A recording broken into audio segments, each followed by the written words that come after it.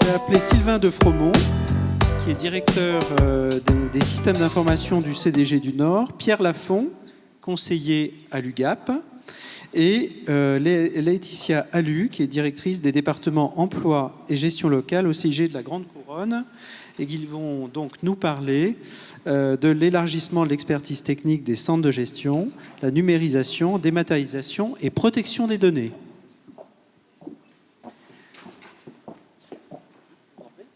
Alors Sylvain de Fromont, vous allez nous parler de votre expérience à la tête de la direction des systèmes d'information du département du Nord, où vous avez, je crois, un recul d'une dizaine d'années concernant la fonction informatique et les prestations que vous proposez à vos collectivités affiliées et non affiliées. Oui, alors j'avais une petite présentation qui va illustrer mes propos. Alors, en introduction, effectivement, c'est une illustration parmi d'autres de l'accompagnement que peuvent proposer les centres de gestion dans le domaine du numérique. Il y en a d'autres. Certains centres de gestion ont développé ce type d'activité depuis beaucoup plus longtemps que le centre de gestion du Nord. Néanmoins, on a une petite spécificité qui sera, que je vais essayer de souligner dans notre approche. Vous allez déjà la retrouver dans le mode d'organisation et l'organisation de la DSI au sein du centre de gestion, puisqu'on va y retrouver un service informatique. Ça, c'est somme toute assez naturel, c'est plutôt ça qu'on attend dans une DSI, mais aussi le service créatique qui fait de l'accompagnement depuis 2006 en matière d'administration électronique à l'époque, on parlait de ça, maintenant on parle d'administration numérique. Et puis le service archive qui a rejoint la DSI depuis le début des années 2010 pour compléter l'approche et l'accompagnement des collectivités, parce qu'il est difficile de parler de développement du numérique sans parler du document, sans parler de documents numériques et sans parler d'archivage. Donc aujourd'hui, j'ai volontairement globalisé les effectifs de la DSI, c'est à peu près 25 ETP et c'est en constante progression depuis une dizaine d'années. Alors, si je reviens sur la genèse du service créatique, c'est un service qui est né en 2006, qui, pour répondre en partie aux interrogations qui étaient évoquées en première partie, à savoir pourquoi ça s'est développé dans le Nord et pourquoi ça ne se développe pas partout. Ça se développe, à mon avis, là où il y a un besoin et pas d'autres acteurs pour remplir la fonction. Typiquement, on a vu dans le milieu des années 2000 une accélération qui s'est confirmée avec le temps dans le développement d'un certain nombre de projets de dématérialisation portés par l'État notamment, et les collectivités, les plus petites d'entre elles en particulier, étaient très demandeuses d'accompagnement et ont sollicité un certain nombre d'acteurs, le seul qui se soit positionné avec l'accord des forces en présence, c'est le centre de gestion du Nord, et c'est comme ça que le service créatique a été conçu, avec un partenariat avec le SGAR, la région évidemment, mais surtout l'association des maires du Nord. L'objectif était d'en faire un centre de ressources pour les élus et les agents, les collectivités. Alors sur cette dizaine d'années, ça nous a permis de développer un certain nombre d'outils qu'on met à disposition des collectivités. Alors je vais l'illustrer, je ne sais pas si ça se voit. Si on voit très bien, si, ça va. Alors je ne vais pas vous faire un détail des outils, des plateformes qu'on propose. Je vais peut-être faire un focus sur quelques outils qu'on propose et puis surtout vous présenter la philosophie sous-jacente. D'abord, on est exclusivement orienté sur la chaîne de dématérialisation. A contrario, on ne fournit pas de logiciel métier pour les collectivités. Là aussi parce que dans le département du Nord, il y a déjà un écosystème d'éditeurs très présent, qui accompagne les collectivités. Il ne nous semblait pas nécessaire de venir bouleverser les équilibres en place. Ce n'était pas du tout une demande des collectivités. En revanche, il y a une dizaine d'années, les éditeurs étaient peu positionnés sur les problématiques de dématérialisation et d'outils transversaux. Ils restaient très en silo, chacun proposant une solution propre au métier, mais sans approche globale dans les problématiques de dématérialisation. D'où le fait qu'on se soit concentré sur ce besoin qui n'était pas couvert et sur lequel, en plus, on avait identifié un besoin, des axes importants de mutualisation possible. Donc c'est une chaîne de dématérialisation modulaire. L'objectif, ce n'est pas d'amener à une collectivité de prendre tout ou rien, mais de prendre ce dont elle a besoin. Interopérable, évidemment, sinon ce n'est pas modulaire. Alors c'est interopérable, chacune des briques est interopérable, mais c'est surtout interopérable avec les systèmes d'information et les applications qui sont déjà en place dans les collectivités. Le nœud un peu de cette interopérabilité, c'est la plateforme Pastel, qui est une plateforme d'échange sécurisé et qui va faciliter la transmission d'informations entre différentes applications, celles les applications métiers, GRH, gestion financière, et d'autres briques, comme des briques de signature électronique, des tiers de télétransmission ou une plateforme de marché public. Conçu pour faciliter l'archivage numérique, c'est effectivement comme ça qu'on l'a pensé, d'où je dirais, le rapprochement et l'inclusion au sein de la DSI du service archive.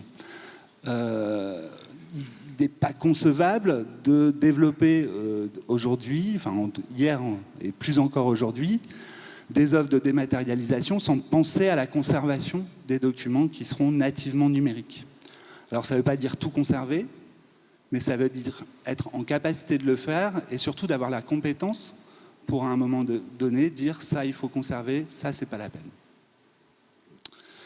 Et puis basé sur les logiciels libres parce que effectivement c'est un moyen qui facilite la mutualisation. On peut changer d'échelle sans que ça ait des impacts financiers trop importants.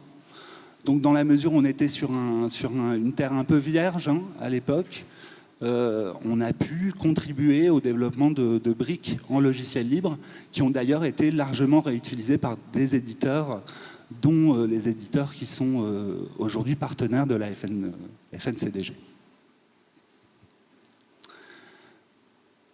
Alors quand même, un autre focus, si on regarde cette chaîne de dématérialisation, elle est aussi non seulement mutualisée avec les collectivités, mais elle a aussi vocation à être mutualisée avec d'autres structures. En particulier, la plateforme de marché public, c'est une plateforme de marché public qui aujourd'hui couvre 3 départements. Le Pas-de-Calais, à travers un partenariat avec le Centre de gestion du Pas-de-Calais, et Somme Numérique, qui est un syndicat mixte dans la Somme, au travers d'un groupement de commandes qui nous a réunis pour permettre de proposer une seule et même plateforme à l'échelle des 3 départements.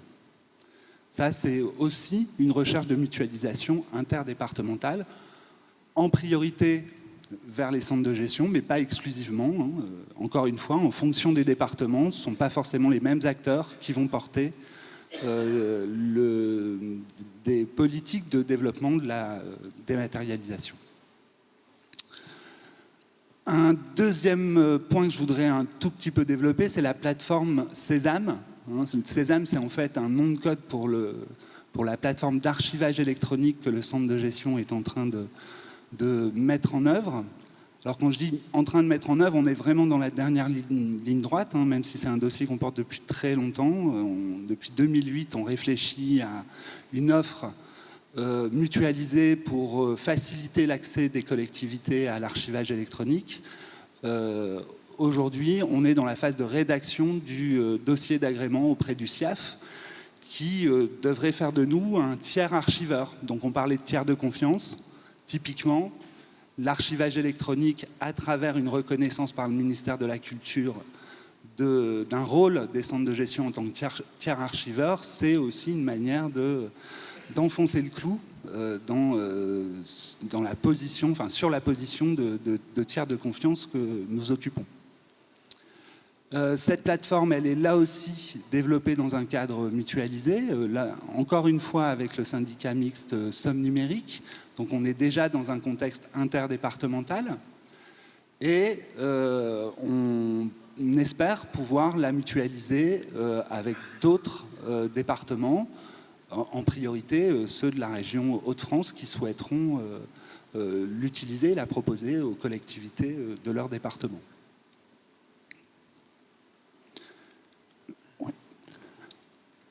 Alors, la mutualisation, c'est effectivement des plateformes. J'ai voulu commencer par ça parce que quelque part, ce n'est pas forcément le plus important. De notre point de vue et de par notre expérience, ce qui est important et ce qu'attendent aujourd'hui les collectivités, c'est avant tout la mutualisation d'expertise pour les assister. Alors, je l'ai dit sur le volet dématérialisation interne et des échanges, que ce soit avec d'autres administrations, le protocole HAC, le PSV2, etc., mais aussi les entreprises et les usagers. Ça devient très prégnant du côté des usagers. Et aujourd'hui, même si un certain nombre de grosses collectivités mènent parfaitement bien leur mue en termes de dématérialisation des échanges avec les usagers, pour beaucoup de collectivités, c'est quelque chose d'assez difficile à mettre en œuvre. Il suffit simplement d'évoquer la difficulté qu'elles ont à intégrer dans leur organisation le droit de saisine par voie électronique de l'administration pour se rendre compte qu'il y a encore beaucoup de chemin et que là-dessus, dans ces domaines-là, les collectivités, notamment les plus petites, ont vraiment besoin d'un accompagnement pour leur dire il faut faire ça, il faut faire ci. Vous avez plusieurs solutions techniques, certaines sont très peu onéreuses, mais on peut vous aider à les mettre en œuvre. Donc ça passe, de notre point de vue, cet accompagnement par aussi une vision globale. C'est-à-dire qu'on ne vient pas pour parler numérique et un autre service vient le lendemain pour parler archivage. On essaie d'arriver et d'avoir une approche globale des processus jusqu'à l'archivage et demain jusqu'à l'archivage électronique. Alors en termes d'outils, effectivement, on passe par de la coordination de groupements de commandes qui vont favoriser l'adoption de solutions communes par les collectivités. Le dernier en date qu'on ait monté réunissait 750 communes et établissements. Et ça passe aussi par une assistance juridico-technique pour définir les besoins des collectivités, faire des diagnostics et puis les accompagner dans le déploiement des solutions qu'elles auront choisies, elles. Puis un deuxième volet qui nous semble important quand on parle d'administration numérique et de développement de la dématérialisation, c'est la sécurité des systèmes d'information et plus encore aujourd'hui la protection des données, notamment des données personnelles. Donc là, le service Créatique est un service qui aujourd'hui vise d'abord à sensibiliser les élus sur ces questions-là. Ils ont besoin d'être informés. C'est difficile. Enfin, on se rend compte au fur et à mesure qu'on monte des réunions d'information que contrairement à ce qu'on pensait, il y a encore beaucoup de collectivités qui connaissent mal le règlement qu'elles sont censées respecter aujourd'hui. Elles ont besoin d'être accompagnées. Alors pour le volet sécurité des systèmes d'information, on les accompagne à travers des pré-diagnostics, des analyses de risques pour les petites collectivités et on conçoit des plans d'action pour remettre à niveau le système d'information et quand elles sont un peu plus mûres, on parle vraiment de plans d'action de réduction des risques en matière de sécurité informatique. Et puis enfin, l'assistance sur la protection des données personnelles, c'est vraiment un point important. Je ne vais peut-être pas forcément développer, puisque je pense que ça fera l'objet d'autres interventions, mais c'est aussi un volet sur lequel on se penche aujourd'hui. Je pourrais rajouter l'importance d'intégrer dans ces équipes des archivistes. Là encore, quand on voit l'ensemble des problématiques, en particulier aussi sur la sécurité et la protection des données personnelles, un regard métier archive, c'est aussi un regard qui peut être assez enrichissant sur ce type de démarche. Alors, on m'a demandé quand même de donner quelques chiffres pour démontrer que ce n'était pas totalement inutile ce qu'on faisait. Donc aujourd'hui, sur le département du Nord, on a à peu près 730 collectivités qui sont raccordées au dispositif ACT via les plateformes proposées par le centre de gestion. 80 000 actes télétransmis en 2017, 50 000 par des collectivités affiliées obligatoires au centre de gestion. On a 450 collectivités qui utilisent la plateforme de dématérialisation des marchés publics et on fait face aujourd'hui, compte tenu des obligations du 1er octobre de dématérialisation, à une deuxième vague d'adhésion de collectivités à cette plateforme.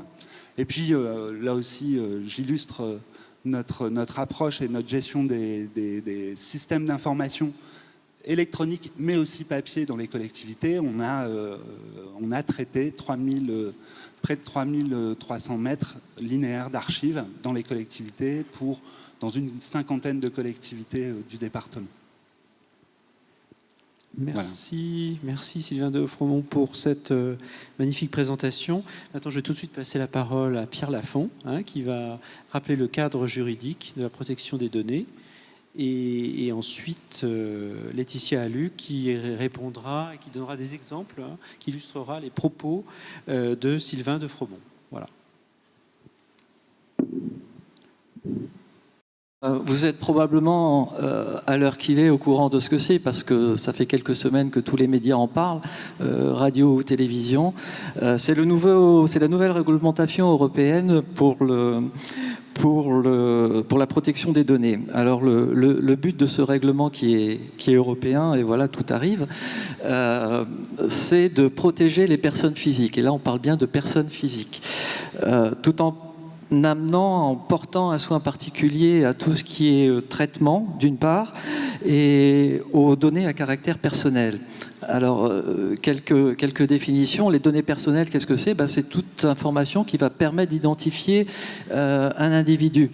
Alors, de façon directe ou de façon indirecte. Des informations permettant d'identifier quelqu'un, qu'est-ce que c'est ? C'est son nom, c'est son numéro de sécurité sociale, c'est un code client, mais pas que. Ça peut être également des images vidéo. Vous êtes filmé dans un parking ou dans la rue. Ça peut être également des données d'identification de type GPS.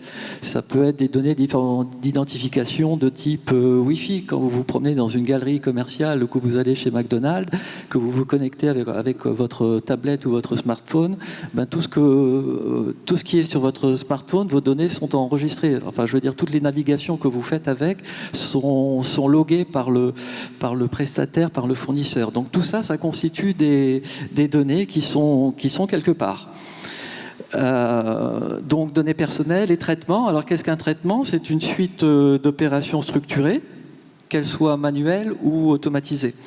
Donc des suites d'opérations, bien évidemment, sur les données personnelles. Donc c'est de la consultation, c'est de la collecte, c'est de la structuration des données, c'est de la conservation, du transfert.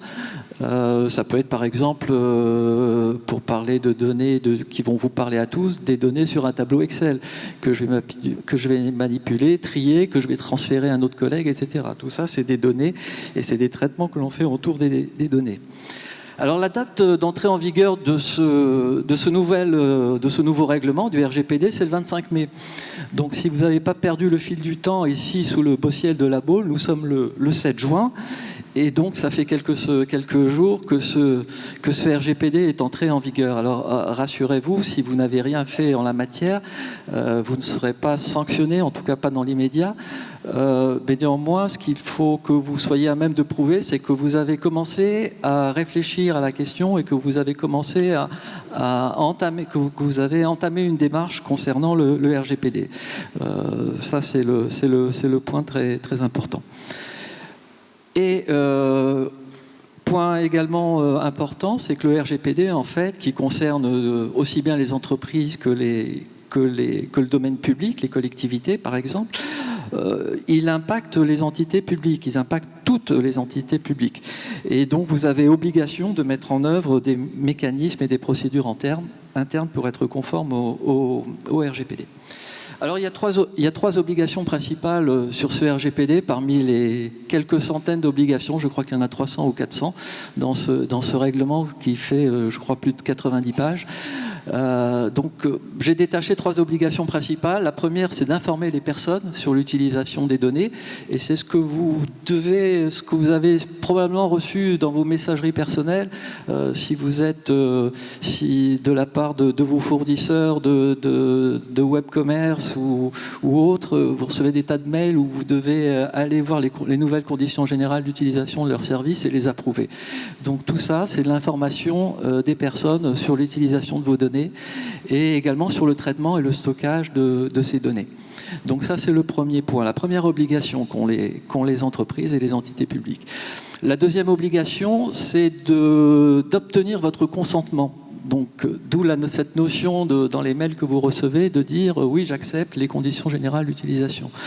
Donc, point très important, vous devez demander à vos clients le consentement express pour la gestion de leurs données.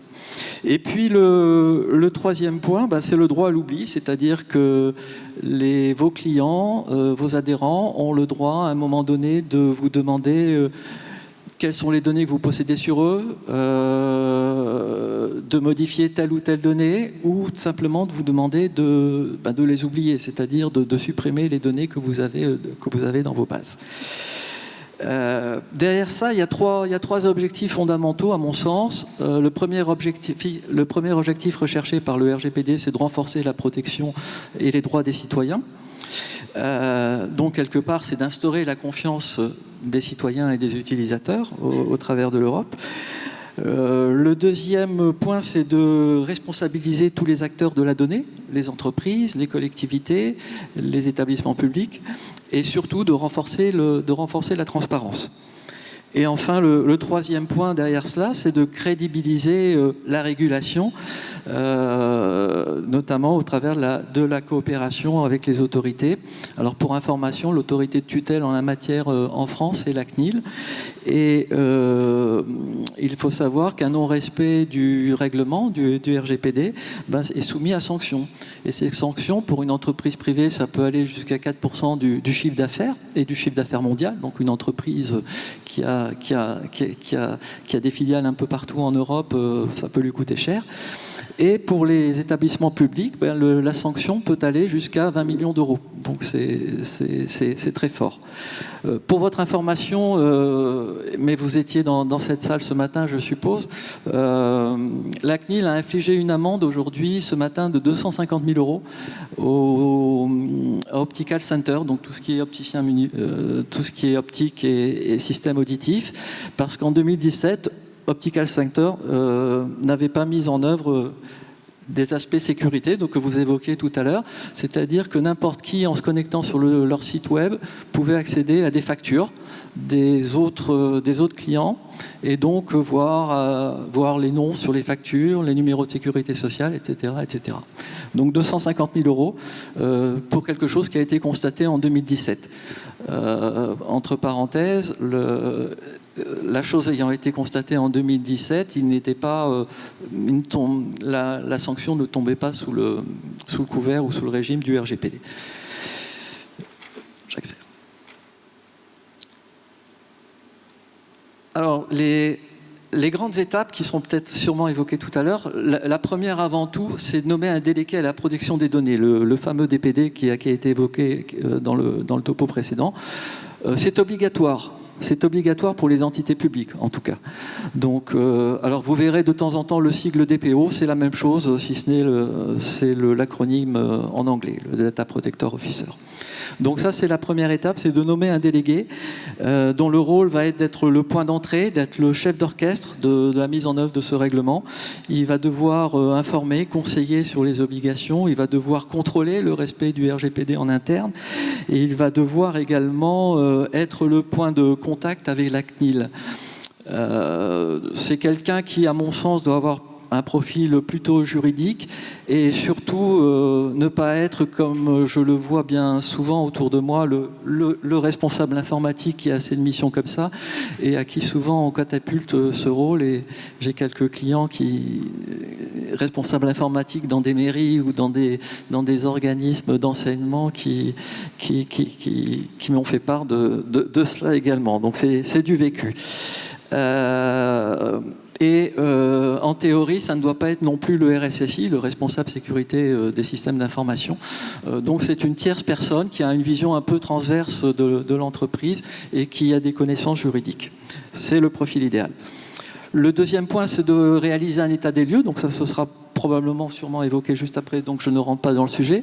Donc c'est identifier où sont les données, comment elles sont utilisées, enfin faire toute la cartographie. Bien sûr, il va falloir prioriser toutes ces actions. Il y a 2 points très importants qui vont être de maintenir la conformité dans le temps. Ça, c'est très important. C'est-à-dire que vous n'allez pas vous mettre en conformité à un instant T en 2018 ou en 2019 et puis en 2020 ne plus faire attention à la chose. Il faut que cette conformité soit maintenue dans le temps et que vous soyez en mesure de prouver dans les années à venir que c'est toujours le cas. Et enfin, dernier point très important, c'est tout ce qui est sécurisation des données qui ont été évoquées également précédemment. Sécuriser les données de façon logique ou physique, logique au travers d'antivirus par exemple, et physique dans des lieux protégés, voire prévoir des lieux de secours pour le système d'information ou les bases de données.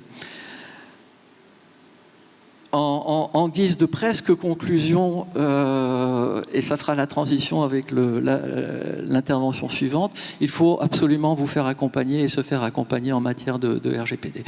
Donc nous, pour vous citer à titre d'exemple, ce que nous faisons à l'UGAP, nous accompagnons nos clients qui sont des établissements publics au travers de nos offres de prestations intellectuelles. C'est de l'accompagnement pour la conception et la réalisation de la mise en conformité, et jusqu'à entrer dans le vif du sujet ou dans le dur du sujet pour établir des règles, fournir des solutions de sécurité, etc., etc. Juste un exemple, mais vous en aurez probablement d'autres juste après. Voilà un exemple d'accompagnement que nous avons fait auprès d'une mairie, qui est un exemple qui consiste juste à lancer la mise en œuvre de la démarche de conformité. Donc en sensibilisant l'ensemble des directions, parce que là aussi souvent les responsables informatiques qui m'appellent me disent « Oh là là, ma direction n'est pas au fait du RGPD, qu'est-ce qu'on peut faire ?» Eh bien, on peut les sensibiliser au travers de journées d'intervention que l'on fait auprès d'eux. Le deuxième point de cet exemple de mission, c'est d'effectuer le diagnostic et consolider la feuille de route globale au sein de l'entreprise ou de l'établissement. Le troisième point de la mission, c'est d'initier le registre des traitements. Je ne l'ai pas évoqué, ça c'est le point important. Il faut qu'il y ait un registre de tous les traitements et de toutes les données à l'intérieur de vos entreprises et de vos établissements. Et enfin, dernier point, formaliser les missions du futur DPD. Pour vous donner un ordre d'idée, une mission comme ça, c'est 4 à 5 mois. Voilà. Ça marche. Oui, bonjour.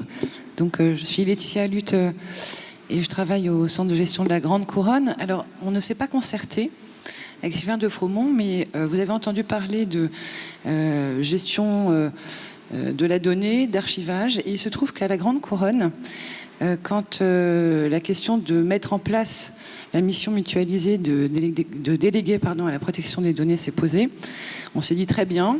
Donc, on a des informaticiens experts en sécurité, c'est très bien. On peut dire que c'est le DPD mutualisé des collectivités.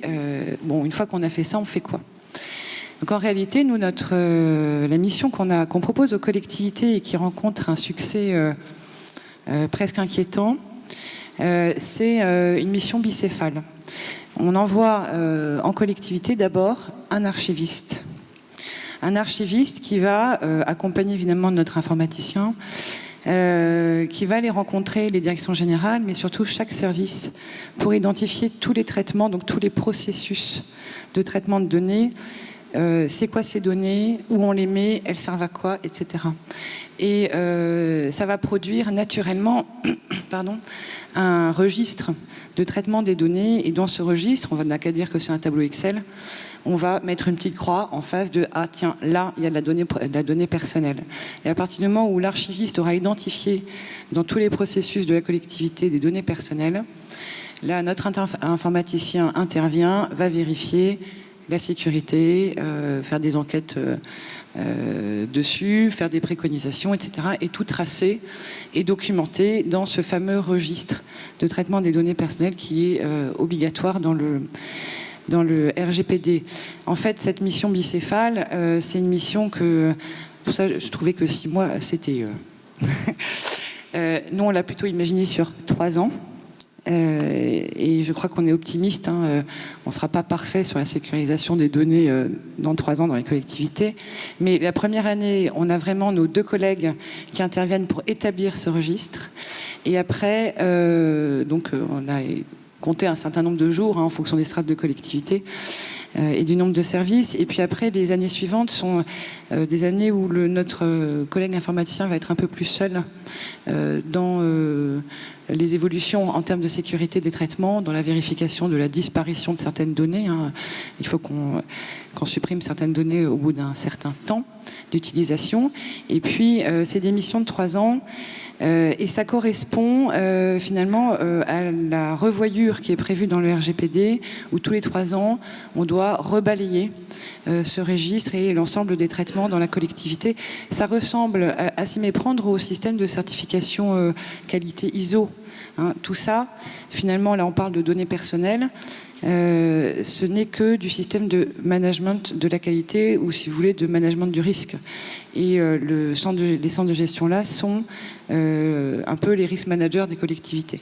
On n'est pas exactement dans le document unique, on n'est pas exactement dans ISO, mais malgré tout, on est dans la gestion de risque, la gestion de risque importante, puisque la donnée, c'est quand même le nerf de la guerre, et que la gestion de l'information, de l'accès à l'information de la donnée et de sa protection est aujourd'hui au cœur de l'ensemble des structures, qu'elles soient publiques ou privées.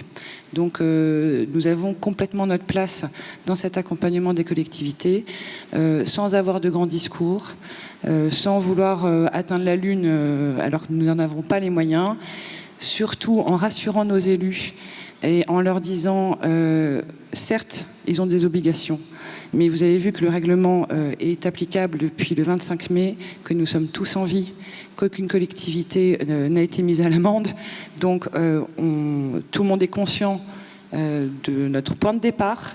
Il s'agit d'être en route et de le montrer. Voilà. Nous sommes passés dans un système où il faut montrer qu'on a pris en compte le risque et qu'on avance dans son traitement et dans sa réduction. Voilà, donc chacun avec ses moyens. Et c'est vrai que, comme Sylvain de Froment, nous, on a pensé management global de l'information, et donc avec un archiviste, évidemment, dans la barque. Voilà. Merci Laetitia Allu. Je vais peut-être vous demander si vous avez une question, peut-être, sur monsieur.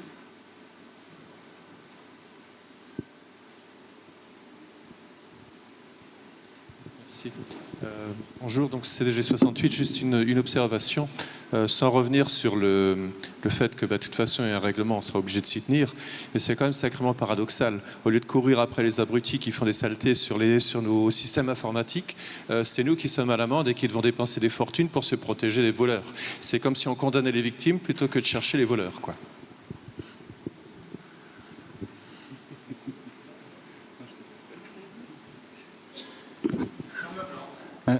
Alors, je vais intervenir. Il n'y a pas que cette dimension-là. Il n'y a pas que la dimension on va se protéger. Effectivement, on n'est pas capable d'empêcher les attaques, donc il faut lever des murs. Aujourd'hui, la question du RGPD, elle rejoint assez ce qui a été dit sur la table ronde précédente. On est en train de changer d'air. On ne peut plus avoir une relation avec les usagers telle qu'on a pu l'avoir dans les années 80 ou 90 ou 2000 ou début des années 2010, à savoir on récolte de la donnée, on la conserve, on ne se pose aucune question dessus. On ne se pose même pas la question de la légitimité de la donnée qu'on recueille. Je vais prendre l'exemple d'une inscription à la piscine. Il faut parfois qu'on remplisse un dossier de 15 pages pour une inscription à la piscine et avoir le droit d'avoir une carte dans certaines communes. Donc il y a un vrai processus de révision de la gestion de la donnée dans les collectivités, notamment des données personnelles, puisque les usagers, les citoyens aujourd'hui, ont une vraie demande de transparence sur ces questions-là. Alors, ils l'ont peut-être pas avec les réseaux sociaux, Facebook, enfin les GAFAM, mais en revanche, ils l'auront vis-à-vis des administrations. Et en toute logique, si on veut maintenir la confiance, il faut qu'on fasse cette démarche. Le RGPD, c'est un levier pour faire cette démarche de transparence et renforcer la confiance dans la gestion des données des usagers. Oui, bonjour. Philippe Locatelli, président du CDG 69. J'avais deux questions. Je pense que ça intéresse chacun des deux premiers intervenants. La première sur la dématérialisation. Vous travaillez aujourd'hui en termes d'archivage électronique sur la toute dernière norme, la NFZ 42026 ou pas? Alors aujourd'hui, on est sur la 013 encore, mais en parallèle effectivement, on va s'attarder à la 026, en sachant qu'en fait, elle intègre la NF 461, pour parler clair pour tout le monde. C'est à peu près ça, c'est-à-dire qu'on a une vision plus large, pas juste système d'archivage, mais bien service d'archivage électronique. Mais en fait, derrière tout ça, j'avais une question plus précise. En réalité, pour les entreprises, il y a déjà des jurisprudences qui font que les tribunaux ont reconnu cette nouvelle norme qui date d'avril 2017 comme étant valeur probante, c'est-à-dire autrement dit la suppression pure et simple d'un document papier. C'est pas neutre quand on voit la place que ça peut prendre. Est-ce que vous pensez que la législation va avancer très vite pour que, en droit public, on rejoigne vite le droit privé ou pas? Parce que ce soit dans les mairies ou autres, la place papier des archives commence à être un vrai problème. Alors aujourd'hui, c'est possible. Le cadre législatif et réglementaire a évolué, le code civil a évolué. On peut reconnaître une réelle valeur probante à un document qui n'était pas nativement numérique, mais qui a été numérisé, sous réserve de remplir un certain nombre de conditions qui vont garantir que l'information n'a pas été déformée au moment du processus de numérisation. Donc effectivement, on rentre dans un cadre où avant on avait un monde numérique et quelque part il fallait conserver le numérique au format numérique, un monde papier et assez peu de passerelles en fait entre les deux. Là on va vraiment rentrer dans une logique où on pourra numériser.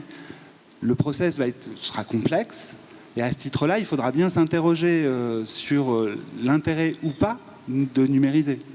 Mais plus que ça, je ne pense pas qu'on va arriver demain, on ne va pas vider les salles d'archives de leur papier.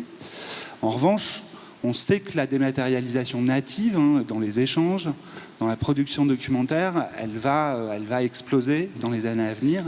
Et aujourd'hui, un des seuls freins à cette dématérialisation, c'est vraiment la conservation à valeur probante. Alors, en intégrant et en proposant un dispositif, je pense qu'on réglera le problème. S'il vous plaît, il est 17h. Nous avons encore 3 intervenants. Je vous propose peut-être de poursuivre la discussion avec les intervenants. À l'issue de cette table ronde, il reste encore... on peut faire des non, vos intervenants doivent...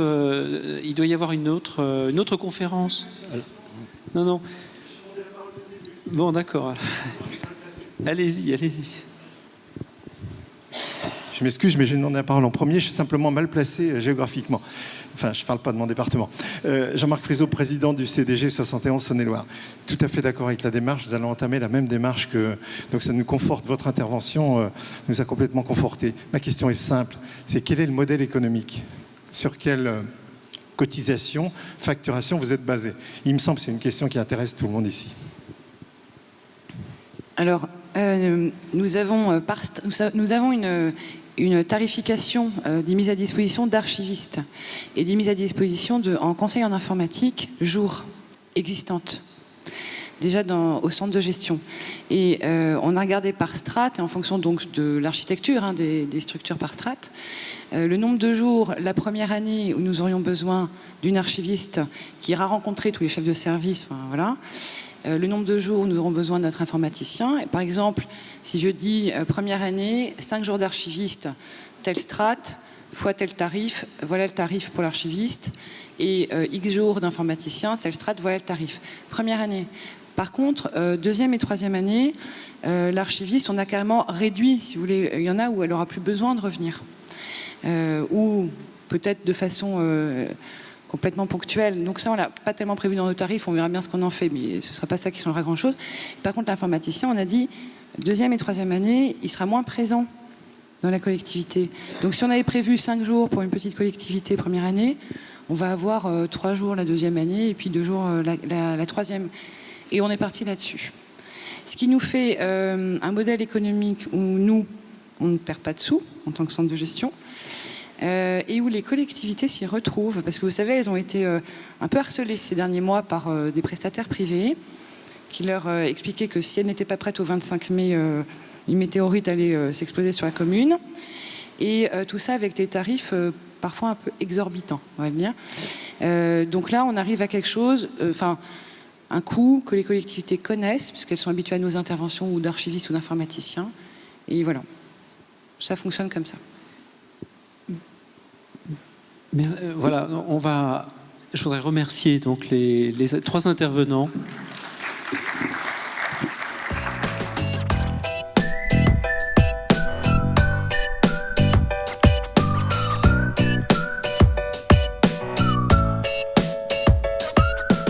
Maintenant, je vais appeler Emmanuelle Abinal, qui est directrice du centre de gestion de la Lozère, Valérie Bouvier, qui est directrice du centre de gestion de la Haute-Savoie, et Olivier Ducrot, qui est directeur du centre de gestion du Rhône, pour la dernière table ronde qui concerne les nouvelles missions d'avenir des centres départementaux de gestion. Alors, Emmanuelle Abinal va démarrer cette table ronde pour parler de son étude, très brièvement, puisqu'on a très peu de temps. Nous sommes suivis par une conférence des exposants, je crois, et des partenaires de la FNCDG, donc nous avons assez peu de temps. Merci. Oui, bonjour. Donc, pour ma part, je vais vous parler du programme de recherche-action qui est conduit à l'heure actuelle en Occitanie, le programme ITAS. Tout d'abord, un petit historique de la réflexion qui provient de 2015, où le centre de gestion de la Lozère a conduit une étude sur l'utilité sociale du centre de gestion, donc utilité sociale, concept économique, et que nous avons confié au centre d'études et de projets de la faculté d'économie de Montpellier.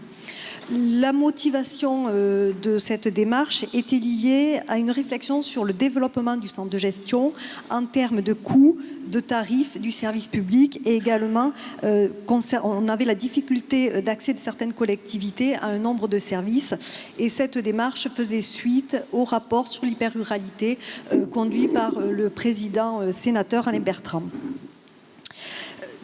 L'objectif de la mission, c'était effectivement de mesurer l'impact de l'évolution du contexte sur les territoires hyper-ruraux et sur l'activité du centre de gestion 48 plus particulièrement, en évaluant la pertinence du périmètre départemental dans l'exercice de nos actions. La méthodologie qui a été choisie par les économistes consistait à mesurer cette utilité sociale avec des notions de surplus, direct et indirect, et également la prise en compte d'un certain nombre d'effets externes à notre activité. Et dans une conception plus théorique, il s'agissait de vérifier les capacités de Sen, le principe de capacité, Sen étant un économiste prix Nobel d'économie. Ce qui est intéressant, donc je passe rapidement sur la méthodologie, mais ce qui est intéressant sur les résultats, c'est qu'effectivement les économistes ont pu nous permettre de constater de manière chiffrée et avec des éléments factuels que notre cotisation annuelle obligatoire était très insuffisante pour assurer nos missions obligatoires. Ils ont constaté l'absence du secteur privé à partir d'une étude de concurrence, un coût du service trop important pour une internalisation au niveau des communautés de communes, et ils ont conclu au fait que le contexte hyper-rural nécessitait une organisation de proximité pour amener le service public au plus près des territoires, et surtout les actions conduites par le CDG 48 évitaient le développement d'un service public à 2 vitesses. Alors, Cette réflexion a engendré une autre démarche suite au 1er janvier 2007 aux chartes régionales de coopération et notamment celle des centres de gestion d'Occitanie. La charte régionale que nous avons tous signée ouvre la voie à l'innovation avec la possibilité de réfléchir sur de nouveaux modes de gouvernance et de partenariat sur un nouveau périmètre, une nouvelle échelle qui est celle de la région. Donc le centre de gestion de la Lozère, j'ai envie de dire fort de la première réflexion, a proposé de coordonner un programme de recherche-action en économie afin d'accompagner scientifiquement notre réflexion sur des nouveaux modes d'organisation et surtout de positionner les centres de gestion comme acteurs de notre développement. Ça, je crois que cette notion d'acteur est très importante. Voilà le programme de recherche-action, c'est le calendrier de mise en œuvre. Pourquoi j'ai choisi cette diapo? Tout simplement, c'est pour vous faire part que cette démarche n'a pas coulé de source et a nécessité une réflexion, l'intervention des présidents en Occitanie et a débuté en mai 2016. A débuté en mai 2016. Plus intéressant, donc ce programme de recherche-action a débuté le 1er octobre 2017 pour 3 ans. Il est coordonné donc par le centre de gestion de la Lozère où nous avons affecté un chargé de mission. Les partenaires qui ont conventionné 9 centres de gestion de l'Occitanie, les centres de gestion de l'Aude, de l'Aveyron, du Gers, de l'Hérault, de la Lozère, des Hautes-Pyrénées, des Pyrénées-Orientales et du Tarn. Également, nous ont rejoint 2 centres de gestion de Nouvelle-Aquitaine, les centres de gestion de la Creuse et de la Corrèze, qui interviennent au titre de l'étude comme CDG témoins. Et ce partenariat est conclu avec l'Institut agronomique méditerranéen de Montpellier qui porte le laboratoire de recherche qui travaille avec nous et nous avons le soutien de la Fédération nationale des centres de gestion. Ce programme nous a permis de solliciter un certain nombre de financements au travers notamment de l'Union européenne dans le cadre des programmes FEDER, de l'État avec les massifs, donc CGET Massif Central et celui des Pyrénées, la région Occitanie et également un certain nombre de départements qui nous accompagnent. Alors cette carte, vous voyez qu'elle dépasse la région de l'Occitanie et ce qui me permet également de remercier les collègues et centres de gestion qui ont accepté également de participer à des enquêtes téléphoniques et vous voyez qu'ils sont nombreux, donc le centre de gestion du 03, du 04, du 22, du 25, du 38, du 54, du 69, du 88 et CIG de la Petite et Grande Couronne. Ce programme de recherche-action, une question de recherche est posée ainsi, c'est quel modèle de développement privilégié pour accroître l'efficience des ressources mobilisées pour accompagner la décentralisation. Je vous la lis effectivement et vous la livre telle qu'elle, puisque tous les mots ont été pesés. Et il s'agit de pouvoir évaluer, faire un focus sur les besoins, les moyens et les contraintes externes. Tout cela avec une projection à la vision 2030.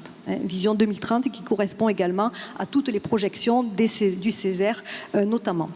Ce programme est relativement ambitieux puisqu'il s'agit de travailler, de proposer une nouvelle approche d'évaluation des impacts d'une innovation sur la gestion, le partenariat et la mutualisation de ressources entre institutions d'une même région, mais qui évoluent sur des territoires spécifiques. Donc les enjeux sont nombreux, donc ils vont toucher les nouvelles formes de collaboration, la question du maintien de la proximité et de l'égalité d'accès, d'anticiper également nos besoins sur nos territoires respectifs.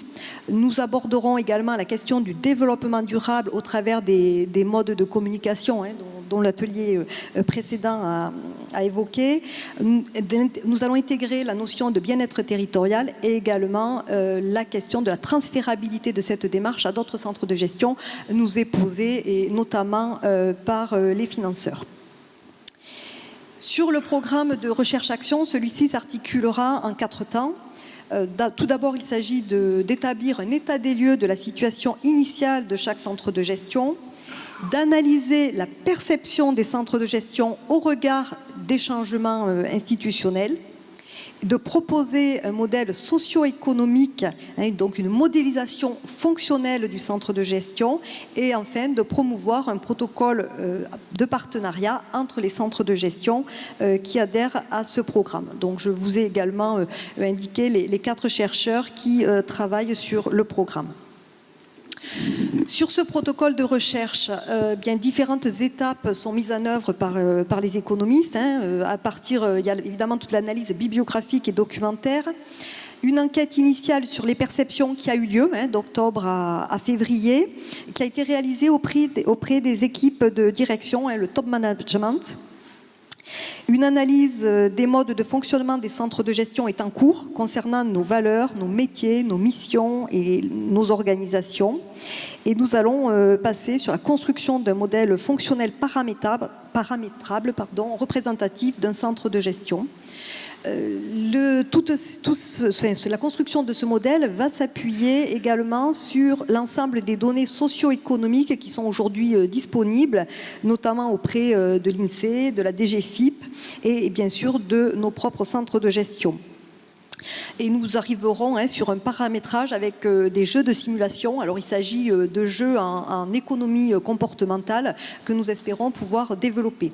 Pourquoi nous parlons de programme de recherche-action? C'est que les centres de gestion participants vont être acteurs de ce programme de recherche et nous serons vraiment dans l'action pour aborder les questions d'évolution en termes de mode de gouvernance. 2 éléments. Alors, l'état d'avancement du protocole, effectivement, aujourd'hui, nous en sommes au début. Je n'ai pas de résultats probants à vous livrer, puisque les scientifiques nous ont rendu des premiers résultats au comité de pilotage la semaine dernière.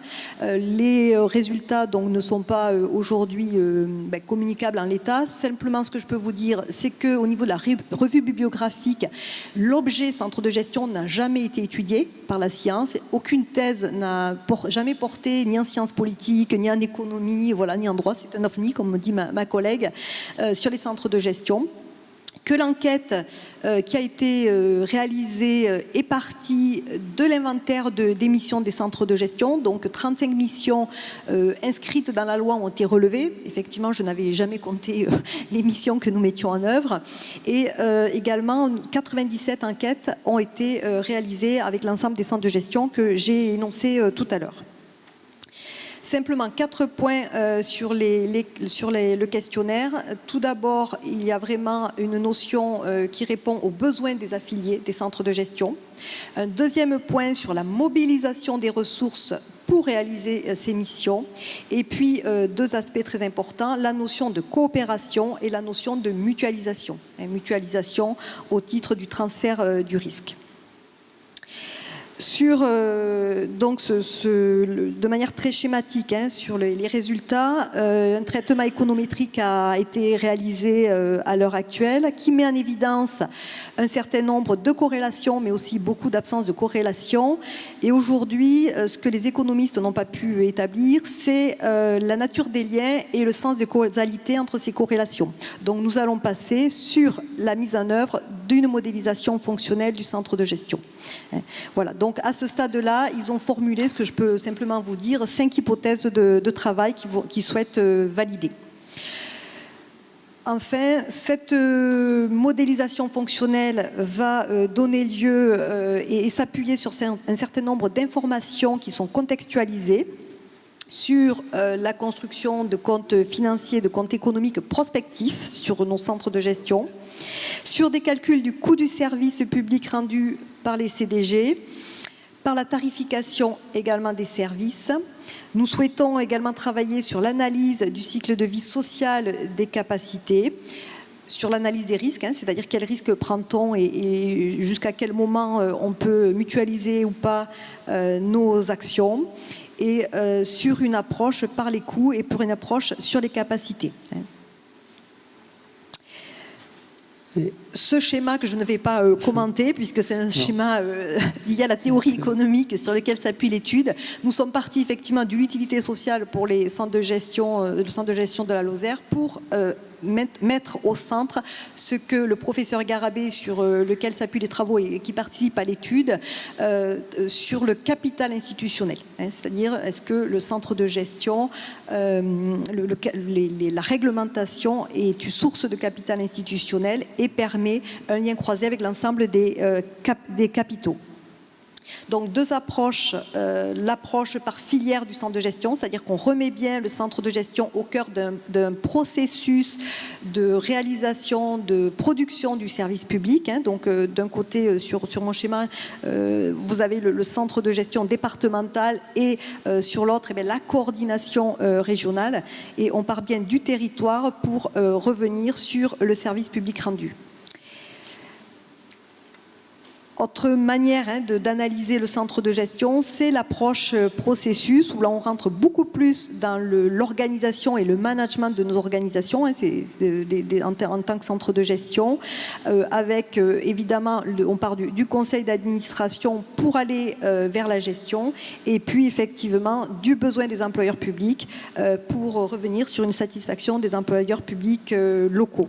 Voilà, tout simplement pour une présentation rapide et édulcorée de ce programme de recherche qui permet, j'ai envie de dire, de mettre en œuvre l'intelligence collective sur le territoire d'Occitanie. Merci.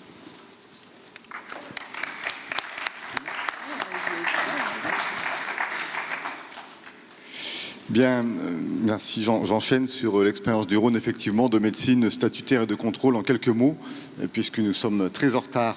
Et n'hésitez pas à vous rapprocher de nous si l'expérience vous intéresse et que vous souhaitez en savoir plus. On a parlé ce matin des leviers de manœuvre, de marge de manœuvre sur la masse salariale. Le premier impact à coût de dizaines et de centaines de millions d'euros, c'est bien sûr l'absentéisme. Alors, ce n'est pas le sujet de l'après-midi, on se coucherait très tard. C'est un sujet protéiforme, mais simplement... Nous avons bien sûr, comme beaucoup de centres de gestion, développé un pôle santé qui fait beaucoup de prévention et nous étions démunis en termes de contrôle des arrêts de travail, alors que dans mon expérience précédente dans la première métropole de France, j'avais dans ma DRH un médecin de contrôle en interne qui était redoutablement efficace. Et donc on a souhaité interroger les collectivités du Rhône et de la métropole de Lyon sur leur intérêt pour bénéficier de la part du centre de gestion d'un médecin de contrôle qui serait piloté, embauché et géré par le centre de gestion, parce que quand une collectivité souhaite faire un contrôle médical, on lui donne une liste de médecins agréés par le préfet qui ne connaît rien aux agents, qui ne connaît rien aux postes, qui ne connaît rien aux collectivités locales et qui bien souvent n'a pas envie de dire le contraire de ce que son cher confrère lui a dit. Et donc on a eu un retour très positif des collectivités. On a créé ce service à partir du 1er janvier 2017 et nous avons aujourd'hui une cinquantaine de collectivités qui adhèrent à ce service-là, qui embauchent 25 000 agents, dont la métropole de Lyon. Donc on peut dire que le service aujourd'hui a rencontré son public. C'est une adhésion annuelle, 0,02% de la masse salariale, et contre ce pourcentage-là, vous pouvez nous envoyer 8% de vos effectifs. Alors soit en médecine de contrôle, ce qui était notre objectif premier, soit en médecine en visite d'embauche, ce qui était un objectif secondaire. Et puis, on s'est renforcé également avec la visite d'aptitude au port d'armes, puisque malheureusement, les événements nationaux ont fait que plus de collectivités ont armé leurs policiers aujourd'hui. Et puis, elle fait également des expertises de temps partiel thérapeutique qui est pour la commission de réforme.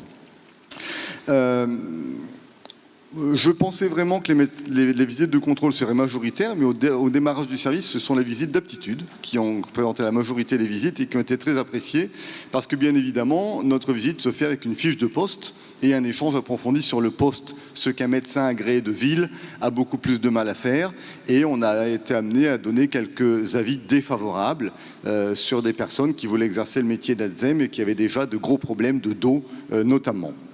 En ce qui concerne les visites de contrôle qui sont en montée en puissance aujourd'hui, en 2018, elles représenteront une visite sur 2 dans l'activité du médecin. Nous avons comme résultat entre 40 et 50% de reprise du travail à l'issue de la visite de contrôle. Minoritairement une reprise immédiate, lorsque le médecin de contrôle considère que l'arrêt n'est pas justifié, et majoritairement une reprise du travail à l'issue de l'arrêt. Alors c'est difficile à chiffrer parce que une visite, ça va vous coûter 80-90 €. Mais si l'agent qui est arrêté, qui peut être arrêté encore 3 ou 6 mois, reprend le travail dans une semaine, vous avez tout de suite gagné 20, 30 ou 40 000 €. Ça, c'est un premier élément intéressant. Le deuxième élément intéressant, c'est en termes d'équité.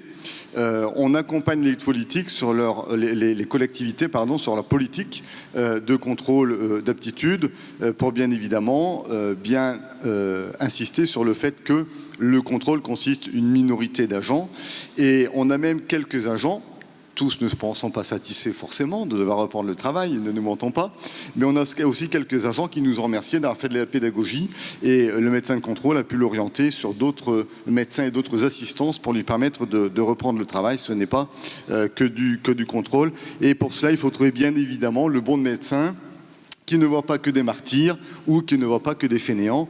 C'est important, bien évidemment, d'avoir le bon positionnement du médecin de contrôle dans cette affaire-là. Donc, en 2017, on a fait 37% de visites d'aptitude, 30% de visites d'embauche au port d'armes, 20% de visites de contrôle et 4% de visites d'expertise. On le fait aujourd'hui sur le Rhône, on le fait aujourd'hui sur une commune de l'Isère également, puisqu'on mutualise entre nos départements de l'Isère.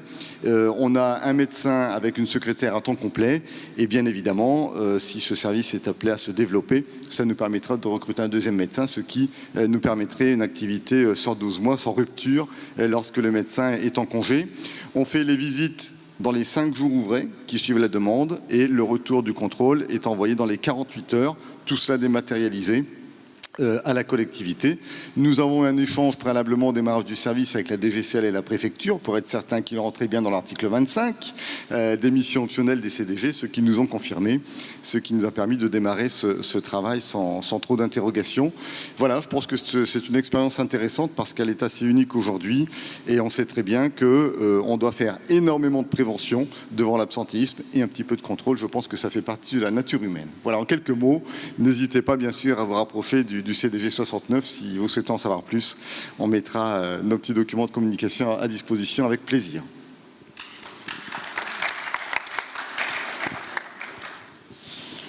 Merci Olivier. Je vais essayer d'être synthétique et rapide parce que je crois qu'on est très très en retard. Il m'appartient de clôturer cet après-midi. Alors très rapidement, moi je vais vous parler d'une petite réflexion qu'on a eue sur le centre de gestion de la Haute-Savoie. Je ne vais pas revenir sur tout ce que vous connaissez sur l'environnement, la ressource humaine étant un actif clé et une charge majeure, Olivier l'a rappelé ce matin, entre 40 et 60% suivant la structuration de la collectivité en termes de poids de masse salariale, ratio sur le budget de fonctionnement. Sur la Haute-Savoie, nous avions avant le 1er janvier 2017 465 collectivités, pour 431 après le 1er janvier, du fait de la mise en place de communes nouvelles, de fusion d'intercommunalités, de disparition d'un certain nombre de syndicats.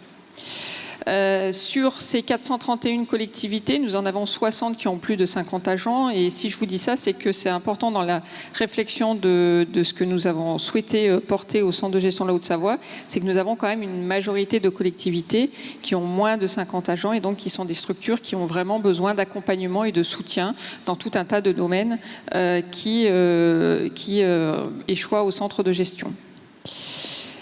Une donnée aussi extrêmement importante sur notre territoire, commune nouvelle d'Annecy, la plus grosse commune nouvelle avec Cherbourg, 122 000 habitants, 3 000 agents et c'est 5 communes qui se sont rapprochées d'Annecy, donc 6 communes pour former aujourd'hui et désormais plus qu'une seule commune nouvelle. Ça a eu pour conséquence que le centre de gestion a perdu 8% de ses recettes au 1er janvier. Et donc, il a fallu anticiper et être relativement réactif et agile face à cette donnée financière. Alors, cette nécessaire adaptation nous a conduit et a conduit nos élus à avoir une réflexion un peu d'ensemble sur la fonction RH renouvelée, qu'est-ce que les centres de gestion pouvaient apporter demain. Et donc, nous avons mis en place un club de réflexion avec des DG, des DRH, de grandes, de petites collectivités, de milieux ruraux, de stations de montagne, puisque nous avons cette spécificité d'avoir un certain nombre de stations. Et nous avons réfléchi en envoyant un questionnaire à l'ensemble de nos collectivités sur ce qui était une fonction RH renouvelée. Et 5 items sont ressortis de façon très marquée. La problématique de la mobilité, la maîtrise de la masse salariale, le vieillissement des agents, l'évolution du statut, bien évidemment, et l'évolution des métiers. Donc, vous voyez, rien de révolutionnaire, mais en tout cas, ça nous a permis de nous conforter dans ce que nous, on pouvait ressentir comme étant les préoccupations majeures des collectivités. Fort de ce constat, nous avons ensuite travaillé sur les outils qui pouvaient permettre aux collectivités de pouvoir pallier à ces 5 items qui aujourd'hui sont des sujets de préoccupation. Et donc, on est parti sur 2 outils aujourd'hui à disposition des collectivités. Un premier outil qui est une cartographie que l'on met à disposition des collectivités, qui leur permet rapidement de pouvoir connaître la situation de leur collectivité du point de vue RH et de se projeter à 4 ou 5 ans. Et une plateforme d'échange. Alors, juste un petit peu de détails sur cet outil de cartographie. Nous avons identifié 5 items avec nos collectivités: la pyramide des âges, la masse salariale, les reclassements, les équilibres hommes-femmes, la répartition titulaire contractuelle par catégorie. Et à partir de là, les collectivités n'ont qu'à extraire de leur logiciel, quel qu'il soit, en exportant sur Excel, et avec l'outil, ça leur permet de connaître l'évolution à 5 ans de leur situation RH et éventuellement de pouvoir faire des simulations jouant sur les taux de reclassement en fonction de la pénibilité qu'elles connaissent. Si c'est par exemple une interco qui a massivement des compétences soumises à de la pénibilité, je pense aux déchetteries, aux OM, et donc de pouvoir simuler ainsi à 4 ou 5 ans les besoins qu'elles pourraient avoir en termes de soutien en RH. Et puis le deuxième outil qui nous a été demandé, c'est une plateforme d'échange. Et cette plateforme, elle est constituée de 3 items aujourd'hui. Un, sur les retours d'expérience, c'est-à-dire que les collectivités nous sollicitent très souvent pour savoir si dans telle ou telle collectivité il s'est passé telle ou telle situation, tel ou tel événement. Un soutien aussi en termes d'expertise, donc on est souvent sollicité sur la demande d'expertise particulière, et donc nous avons développé la mise en place de mise à disposition de collègues qui sont en collectivité sur des grosses collectivités à destination des plus petites, parce que l'expertise, on prend souvent l'exemple en matière financière, une petite ou une moyenne collectivité ne va pas internaliser un directeur des finances pour faire de la prospective alors qu'elle n'en a pas un besoin quotidien. Donc c'est comment est-ce qu'on arrive à mettre en place ce soutien. Et puis la troisième demande qui nous avait été faite, c'est du tutorat. Donc on est en train de travailler sur cette plateforme collaborative et d'écrire le cahier des charges. Et c'est un projet en fait qui a intéressé le CEGET et sur lequel on travaille en collaboration. Et nous avons déposé au mois de mars un appel à projet pour avoir un soutien financier auprès du service innovation, en espérant qu'on puisse développer cette plateforme d'échange collaborative avec ce soutien financier. Voilà, j'ai essayé de faire le plus rapide possible. Je vous remercie et puis je laisse place peut-être aux questions. En tout cas, je voudrais remercier notre animateur et puis juste dire que je pense que les exemples qu'on a eu tout l'après-midi démontrent la capacité d'agilité des centres de gestion. Tout à fait. Merci Valérie. Est-ce que vous avez une ou 2 questions à poser à nos intervenants? Non ? C'est bon, vous avez... Voilà, écoutez, je vous remercie de votre présence, de votre attention tout au long de cet après-midi. J'espère que vous avez mesuré toute la capacité d'innovation des centres départementaux de gestion. Et pour moi, c'est un réel plaisir d'animer cette table ronde, de découvrir aussi vos métiers, la richesse et d'encourager encore plus, en tout cas, les départements à se rapprocher de vous et dans un contexte de réorganisation des collectivités territoriales et de poursuite aussi de la décentralisation, puisque vous êtes à la fois le cadre de cette décentralisation, mais aussi aujourd'hui les moteurs de la décentralisation de demain. Merci.